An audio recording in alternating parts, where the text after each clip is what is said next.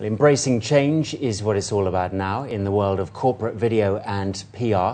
Often companies spend a small fortune on producing a company profile DVD only to hand it out to a few journalists at a press conference before the remainder gather dust on a shelf in the marketing manager's office. Also, the immediacy of filming an all-important press conference can end up being broadcast once, perhaps on local TV, never to be seen again. Well, one company, though, here in Dubai is changing all that, opening up an online TV channel that means companies can have their own platform when it suits them. John Robbins is our guest today on Inside Business and is here to tell us more. Thanks a lot for coming in today. You're welcome. Well, is the internet, do you think, going to change the way that we watch programs and broadcasts? Absolutely. In fact, I would say that it already has. The nature of corporate communications has always been to follow the most efficient and most effective way of communicating to its audience. And as we all know, the World Wide Web is an incredibly efficient way of communicating information.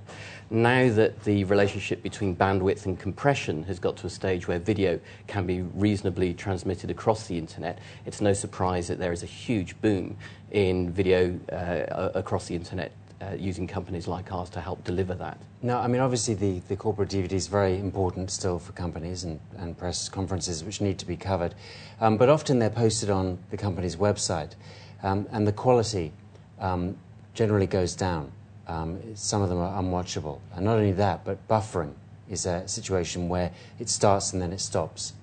Well, how are those issues being resolved? Fortunately, there are systems now in place to actually prevent that. Our particular solution has gone a long way to create filters that actually enhance the image across the internet. So we can actually now deliver a very high quality film at relatively low bandwidth and thus overcome that sort of problem.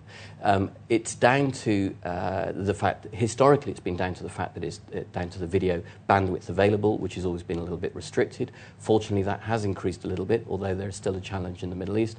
Compression technology has improved significantly, but most importantly, and what works very well from our company's side, is the delivery technology. The player technology has improved significantly. Is it important now to have a fast internet connection? And how do you think the Middle East is coping with that? The Middle East definitely needs to significantly improve where it is. Going back a few years, 7, 8 years, when places like the Media City and the Internet City came up, delivering a T2 connection with not very many people on it was a great step forward, and everybody saw that as a huge advantage. Now, unfortunately, we've got to that stage where there are many thousands of people connected to these same rather outdated connections, and there is huge bottlenecks there, and there is no doubt that in order to facilitate business, the internet connectivity across the Middle East has to significantly improve.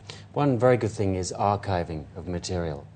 Particularly, journalists need that for research in their stories, and businesses, in a sense, need to know about one another, who their competition is.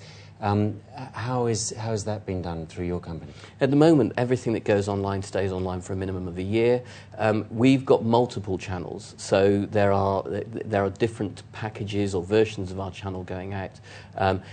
We're not only delivering a solution through the BizReport TV product, but we're also providing technology to many other companies running their own channels. So in that regard, it comes down to how the individual channel owners want to manage their own channel. They can have their archive online indefinitely, should they wish to. Drive space is relatively inexpensive these days, so it's very easy to do that. Others wish to keep it relatively fresh and actually have their videos online for 3 months or 6 months, and then it rolls over. Even then, it can be stored in a master archive behind the scenes somewhere and called up should anybody want to refer back to it. Now, as an entrepreneur yourself, I mean, how are you making money from this venture? We have a number of ways in which we're approaching the marketplace. One is that by running our own channels, there is the traditional mechanism of advertising revenues from those channels.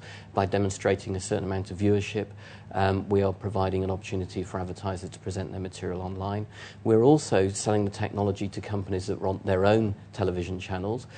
In particular, we're looking at things like trade organisations. So if you take a Chamber of Commerce, for example, it has a membership base. That membership base may have videos that it wants to communicate to other members within the community.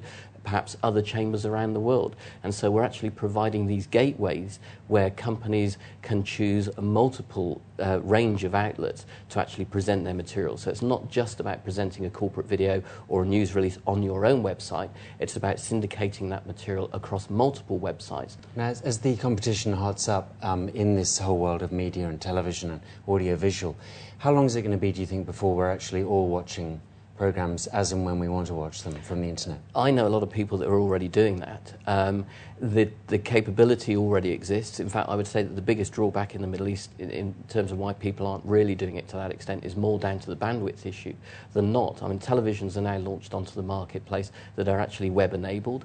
You can actually plug your internet cable straight into your TV and watch the channels that we deliver, for example, on your television at home today.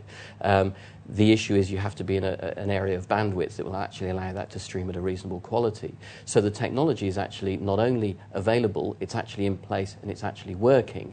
It's merely just a matter of when the region gets its bandwidth up to level to handle that on a regular basis. I would estimate that somewhere over the next 3 to 5 years, many homes, a good majority of homes, percentage of homes, will actually have web-enabled televisions or servers that allow their television to be web-enabled very, very soon. Very interesting. John Robbins, thanks a lot for coming in today. You're very welcome. Thank you very much. Well, there we are. That's it for this edition of Inside Business. You can contact the programme, as ever, by writing to us directly at ib@city7tv.com. But for now, from all of us on the programme, goodbye. We'll see you again soon.